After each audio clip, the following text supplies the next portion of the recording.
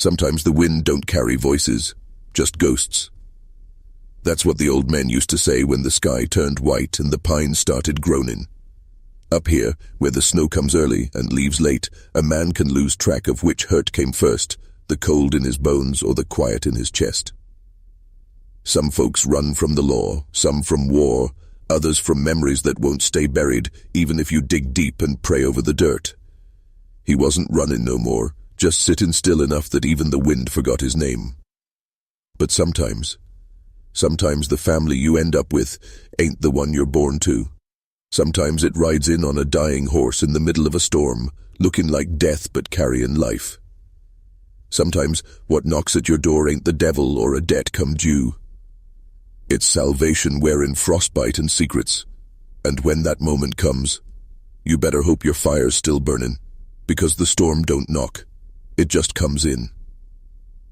The wind scraped low across the ridgeline, dragging snow like sheets of sand over the hills.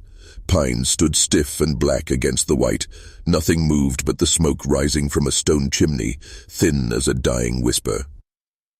He came out slow, one hand tugging a threadbare coat closed at the throat, the other carrying a rusted axe worn down to the shine. His boots sank ankle-deep as he stepped off the porch. The path to the woodpile was near vanished. Didn't matter. His feet knew the way.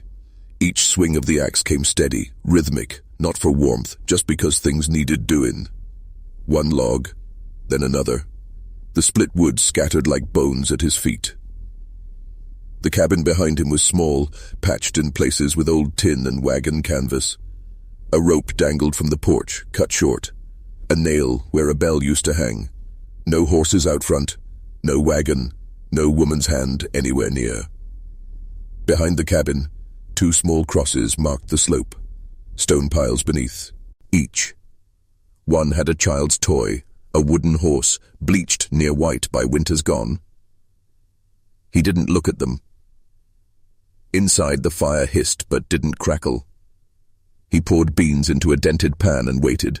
No salt, no speech, just the scrape of spoon on tin when it came time to eat. On the shelf, a stack of letters, some open, most not. Ink long dried. They bore the seal of the Union Army, the Territorial Office, one from a place called Ashridge Orphan House. He never touched them. He sat evenings by the fire with a whittling knife in hand, not carving anything, just moving it across wood like it might scrape the silence away. He didn't drink, not anymore. Didn't sleep long neither. The dreams got mean when they stayed too long. Outside, the wind shifted. Snow began again, light but certain. He stood at the door and watched it fall. His hand tightened on the frame like it might hold him to the earth. No sound but the wind, no company but memory, and that was the way he wanted it. Or so he told himself. The storm rolled in faster than he liked. One moment the sky was pale and still, clouds sitting heavy up high like cattle too lazy to stir. Next came the wind, shrieking through the pines like it had unfinished business, tearing at the shutters and lifting the snow in sideways slants. He moved quick but calm, same as always. Latched the windows, stoked the fire, checked the water barrels, laid another quilt down by the door in case the cold crept through the cracks again. Winter knew where to find you no matter how tight you boarded yourself in. By dusk it was full white out. Couldn't see past the porch rail. The mountains vanished into smoke. The wind howled with such voice it near sounded human. He lit the oil lamp and settled into his corner chair with his rifle leaning close, just in case. Then it came. Not a knock, not a voice, just a shape. At first, he figures, and it was a trick of snow and dark, some tree limb tossed by wind, dragging low across the drift, but it didn't move like that. It wavered, stumbled, sagged sideways, and he saw it wasn't alone. He grabbed the rifle but didn't raise it. Stepped to the door slow, opened it halfway, and the wind near tore it from his hands. Snow blasted in like a curse. They were real. A horse, barely standing. Its breath came in thick clouds, hooves sunk deep in the drift. A woman lay slumped forward, arms clutching something wrapped in blanket. Another figure, smaller, hung off the saddle behind her like dead weight. He didn't move. She looked up, face cracked and bleeding with cold, lips blue, eyes wild, not begging, just locked on him like she'd gone past fear. The bundle shifted. A small cough came out. The man swore low and stepped into the storm, teeth gritted against the burn. He caught her as she slipped from the saddle, nearly dragging her down with the weight of the child. The other one, no older than 5, fell into the snow behind and didn't rise. He hauled them all inside. No words, just instinct. The door slammed shut behind them, wind still howling like it wasn't finished yet. He looked at the woman, half frozen and barely conscious, curled around the boy she still clung to. The girl lay curled near the fire, whimpering faintly.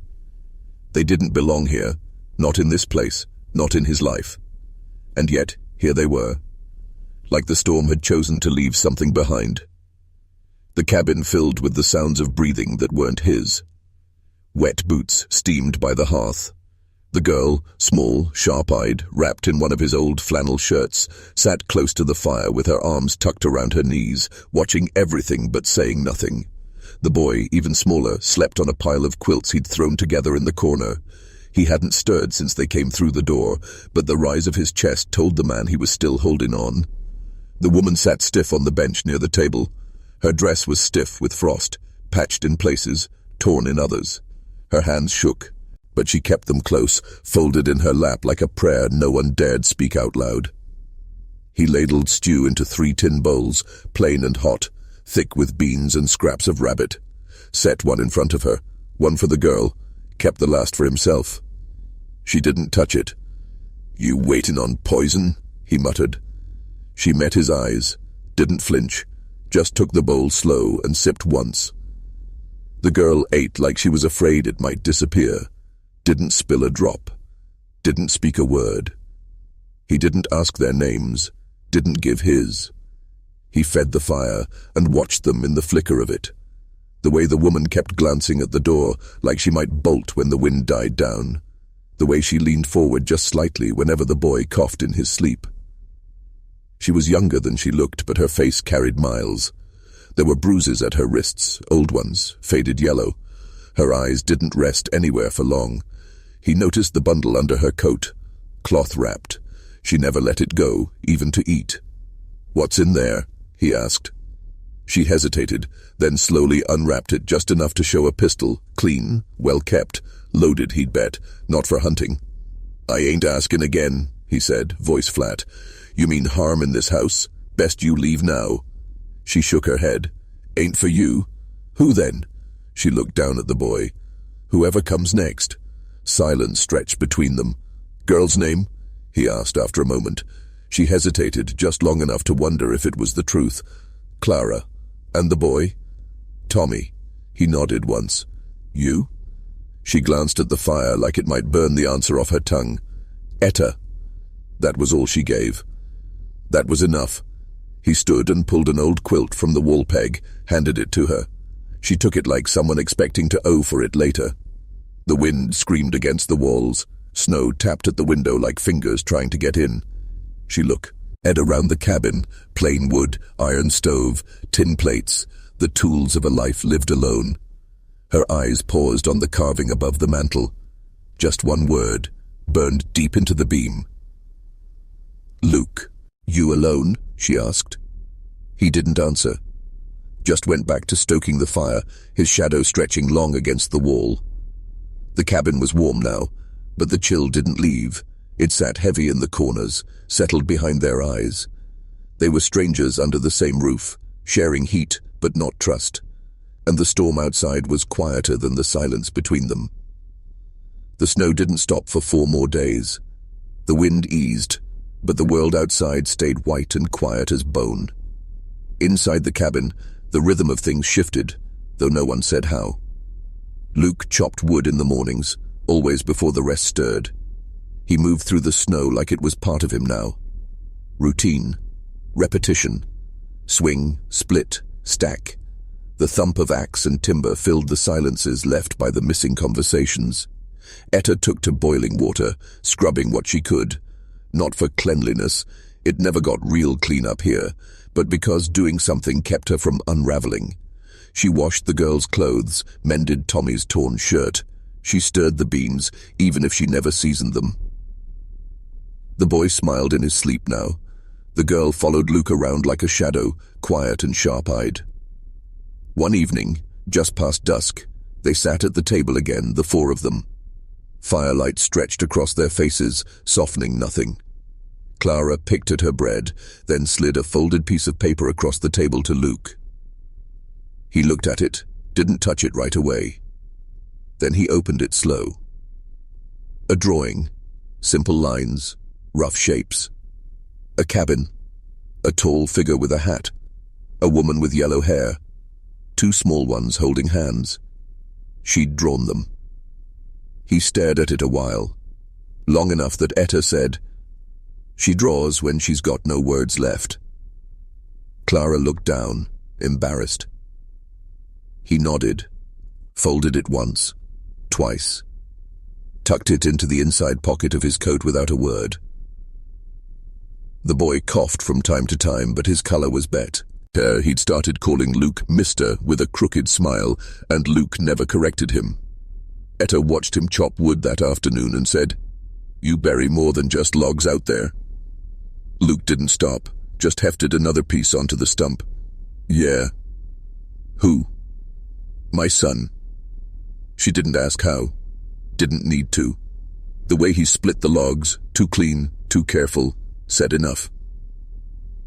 That night, she sat on the porch after the kids were asleep, bundled in his extra coat. Luke stood in the doorway behind her. He didn't sit. He just looked out into the dark. "You never left here?" she asked. "No. Not even for church or supplies. Had what I needed." She turned her head toward him, but didn't look all the way. "That why you stayed? Or you just didn't want to face the ones who remembered you?" He said nothing. She nodded, as if that silence was answer enough. Inside, the fire popped. Clara murmured in her sleep. Tommy let out a little sigh, soft and content. "I wasn't there, Mother," Etta said low. "Not really." Luke didn't move. "I was promised to a man. He couldn't have children. Took them in from a poorhouse down in Tall Creek. Said he wanted to raise them Christian. Truth is, he wanted something to break. When he turned his hand to Clara, I ran." Luke's jaw tightened.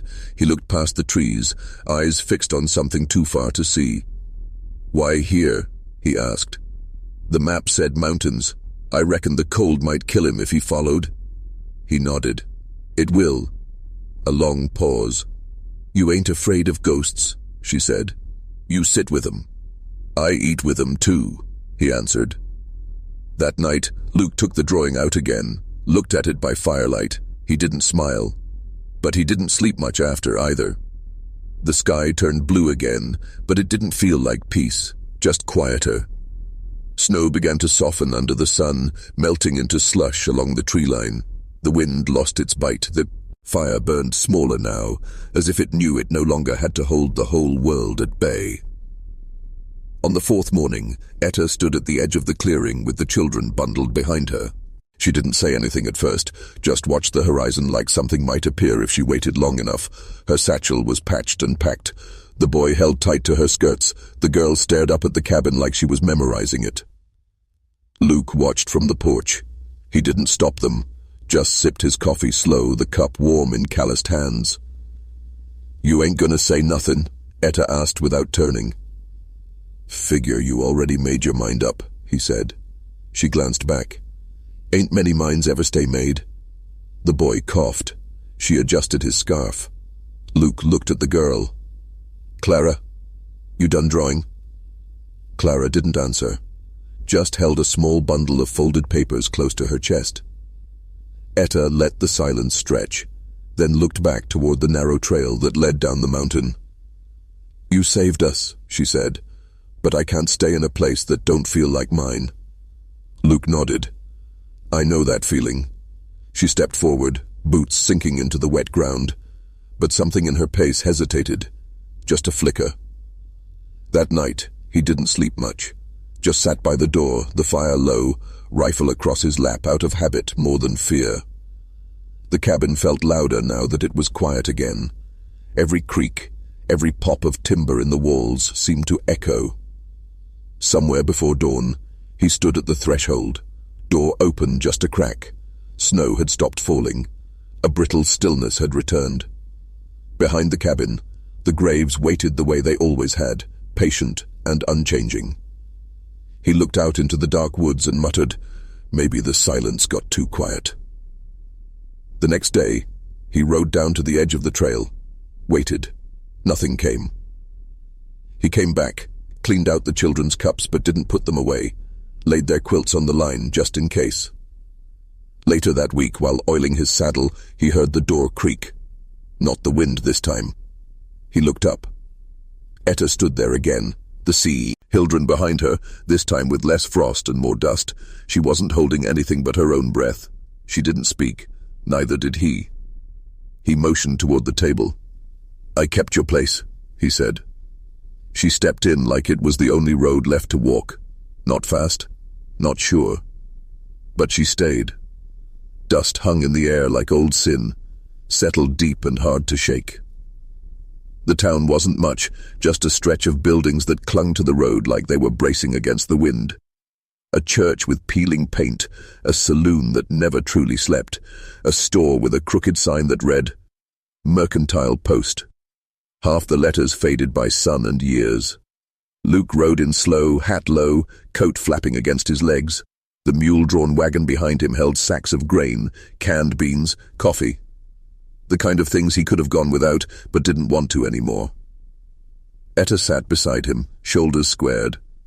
Her hair was pulled back, plain and neat. She wore one of the dresses she'd mended by hand, sturdy, simple. Clara and Tommy rode in back, peeking out like prairie dogs, wide-eyed and fidgeting. Folk stopped to look. Some nodded, some didn't. An old man on the boardwalk tipped his hat, then leaned to whisper something to a woman in black. She didn't whisper back, just crossed her arms and watched them pass like they owed her a reason. At the store, Luke stepped down first, tied the reins, helped Etta down. Her fingers lingered on his for half a breath before she let go. Inside, the mercantile was cooler, shadowed. Shelves leaned under the weight of goods, but the air was thin with judgment. Behind the counter stood Jonas Rayfield, balding, thick around the middle but still sharp-eyed. He looked at Luke like he'd seen a ghost. Maybe he had. "Well, I'll be," Jonas said. "Didn't reckon you'd crawl out of them hills." Luke didn't flinch. "Need supplies?" Jonas nodded slow, like trying to remember if he should treat him like a man or a memory. "Figured you was dead." "Most days I did too," Luke said. Etta was by the dried goods now, gathering sugar and flour. Clara picked up a tin of peppermint drops, looked at Luke. He gave her a small nod. Tommy reached for a wooden toy, a carved dog on wheels. Etta caught his hand, but Luke gently lowered hers. "Let him," he said. "Just this once." Outside, more eyes gathered, whispered. Then came a voice from the boardwalk, low and firm. "Well now, wasn't expecting to see her again." Etta turned before Luke did. A man stepped forward from the church steps, tall, neat, carrying a Bible in one hand and a pocket watch in the other. His collar marked him as a man of God, but his face was all blood and bone. "James," Etta said, voice dry as dust. "Etta May," the man said. "You always had a way of running. Thought you'd have learned better by now." She stiffened, but didn't step back. Clara crept behind her, Tommy clutching the toy dog tight. "You come to take 'em?" Luke asked, calm. The pastor gave him a long look. "I come to remind her they ain't hers. Those children belong to the church. That was the agreement." Etta's voice was low. The agreement was with a man who put hands where they didn't belong. The pastor's jaw tensed. "He's dead, and that don't make you a mother." Luke stepped forward. "Ain't no man alive or buried gonna tell me what I see with my own eyes. Those young'uns look to her same way any child looks to the one who saves them." A silence followed, thick, watching. The lawman appeared at the saloon door. Deputy Hobbs, all buckle and badge, more mouth than muscle. He sized Luke up like he wasn't sure he was real. "You Luke Arlen?" Hobbs asked. "Ain't seen you since the fire." Luke met his eyes. "That's so. You were presumed dead, left a house burnt and a town quiet." "Presumption suits most folks fine," Luke said. "You plan to dig up what's already buried?" Hobbs spat into the dirt, shrugged. "Not unless it rises on its own." The pastor stepped forward. "His ain't over." "No," Luke said, "but it's settled." They rode out of town before the sun dropped. The children were quiet. Etta didn't speak, not until the trees swallowed the road again. "They'll come," she said. Luke nodded. "Then let 'em." He didn't look back, and neither did she. The wind had softened to a hush by nightfall, just the faint groan of old timber and the far-off call of coyotes settling into the dark. Inside the cabin, the fire burned low, casting orange ribbons across the floor. Clara and Tommy were curled up beneath quilts, breath slow and warm, their dreams untroubled, for once. Luke sat at the table, hands wrapped around a tin cup of cooling coffee. Etta stood by the hearth, poking the embers with a length of iron, her face lit in flickers. She wasn't dressed for leaving, but she wasn't dressed for staying either. Her coat still hung near the door. They hadn't spoken much since town. Words had been worn thin by the ride home, and the looks they got. She finally broke the silence. "You got quiet again." Luke nodded. "It's what I do." She gave a small sound that might have been a laugh or a sigh, hard to tell the difference some nights. He sipped his coffee, then set it down gently, ran his hand along the grain of the table like he was feeling for something hidden underneath. "You got folks still out there?" he asked. Etta shook her head. "None that'd take me in, none I'd want to ask." The fire crackled. "I been thinkin'," Luke said, voice low. "This land, it's mine. Got the papers, filed years ago. Cabin sturdy, spring runs clean. Chickens lay good come spring, mule don't kick too hard." He paused, watched her. "This ain't no grand thing I'm offering. No ring, no sweet words, just what I got." Etta turned, eyes steady. "Why?" He didn't blink. "'Cause you and them kids deserve to be safe, and I ain't got much, but I can give that." She crossed her arms, leaning against the edge of the table now. "You asking me to be your wife? I'm asking you to stay, to share this place. You can call it what you want." Another pause. Her eyes moved to the sleeping children. Clara's little hand was tucked under her chin, a trace of dried mud still along her wrist. Etta looked back at Luke. "This ain't about love." He shook his head once. "Not yet. Maybe not ever. But it's about not facing the world alone when we don't have to." She studied him for a long time, long enough the fire settled into coals. Then, without a word, she walked over to the coat peg and hung up her shawl. She sat down across from him, folded her hands. Didn't say yes, didn't need to. She stayed. Years passed, though no one marked them with cake or candles, just seasons. Snow to thaw, thaw to dust, dust to harvest, and back again. Luke taught Tommy how to bridle the mule, how to swing a hammer straight. The boy took to it like a calf to milk. Clumsy at first, stubborn always, but steady in his learning. By 9, he could mend a fence and drive a nail clean, and Luke let him without saying much. That was his way. Clara grew quiet and sharp, eyes like storm glass, always watching, always knowing more than she said. She learned the land like it was a story she'd read before, where the creek bent, where the wild herbs grew, where the foxes denned. Luke built her a little desk beside the hearth, carved her name into the side. She filled the drawers with drawings, people, animals, mountains. Sometimes she'd sketch him when he wasn't looking. Etta ran the place with quiet grit. She kept the ledger, traded eggs and roots in town, turned a patch of earth into a garden that gave more than it had any right to.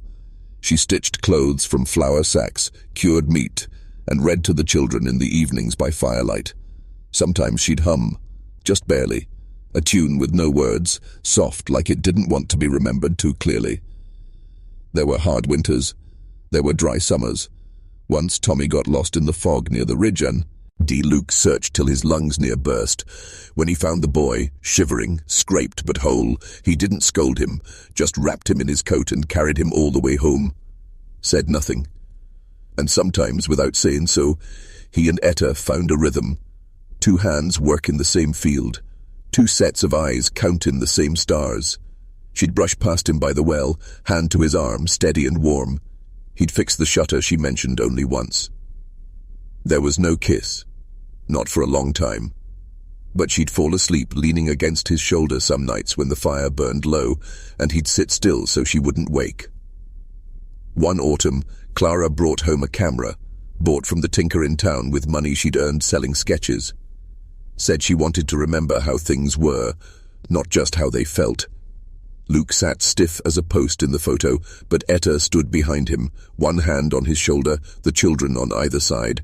The picture came out crooked and overexposed. They hung it by the door anyway. A few weeks later, Tommy carved their names into a plank of oak and nailed it to the front gate, the Arlen place. No one argued it, and no one asked for more. That winter, when the first snow came down in gentle sheets, Luke stepped out onto the porch, looked out over the land. The cabin behind him glowed warm. Inside, Etta was humming again. The kids were laughing at something neither grown-up would remember by morning. He touched the rail, hand weathered, knuckles scarred. He didn't say it out loud, but the feeling was there. He hadn't just kept them alive. They'd kept him living. The land didn't change much.